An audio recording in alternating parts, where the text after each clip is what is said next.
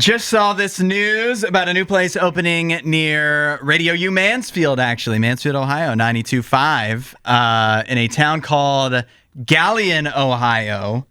There's going to be a new horror museum that also features a restaurant they call Last Meal. Aly, you're a bit of our horror aficionado here on the show.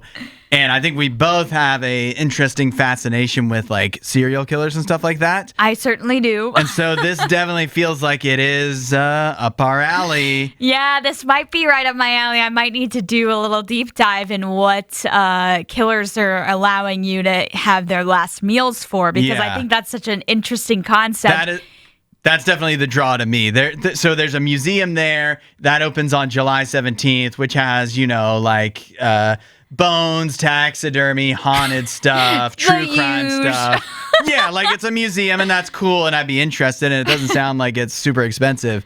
But what I am interested in is going to a restaurant that serves the same last meals that notorious criminals and serial killers ate. Right, because the last meals of many of them are pretty crazy. Mm-hmm. And so I'll be interested to see who exactly they do it for. And when you order it, it's going to be like, the Ted Bundy or whatever, what's it going to be?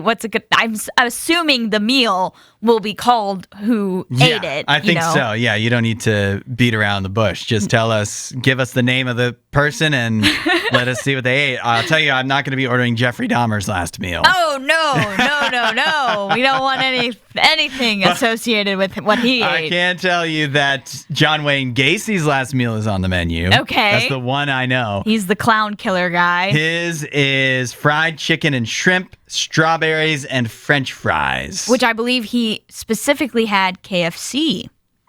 So wait.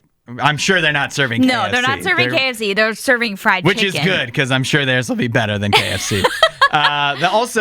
It's also for a nice cause, because they say that a portion of profits from the restaurant support victim support foundations as well. So we love to see that. Yeah. Because there's always a little part of me, as much as I'm fascinated by true crime and serial killers, that makes me think but they had to kill people for me to be entertained by this. Exactly. Like the fascination of it is very morbid in a way. And, like we recently did a Right Up My Alley about the unsolved, murders and unsolved cases that kind of enrapture our attention as a society, as a country. And it is really I don't want to give attention to these horrible people and these horrible crimes.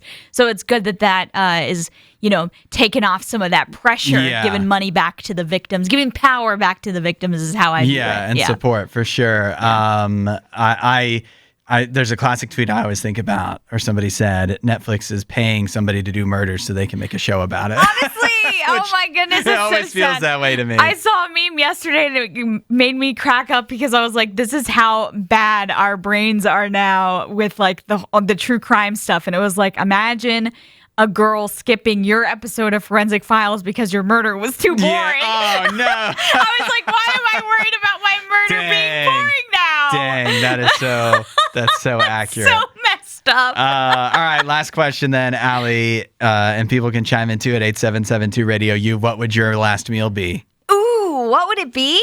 Ooh, I know off the bat. Okay. It would be manicotti. Manicotti, that's a great choice. I love manicotti. And no one serves it. Very few restaurants serve it. It's not actually easy to make. No. And so I feel like it's very rare to go into a restaurant, even some Italian restaurants, which is an Italian dish, and get it. Like, you can't get it at Olive Garden. Imagine having manicotti for your last meal and it's not good. Oh, that'd be really sad. Yeah. But I feel like if you can find a place that's gonna make it, that's gonna put it on their menu, they have some belief in themselves. I love manicotti too. I can tell you, some people say this isn't real Italian because it's a chain, but Buca di Beppo does do manicotti, and it is good. Yes. I have not been there in many, many years. It makes me think, what if I went to a real Italian restaurant? I thought it'd probably be even better.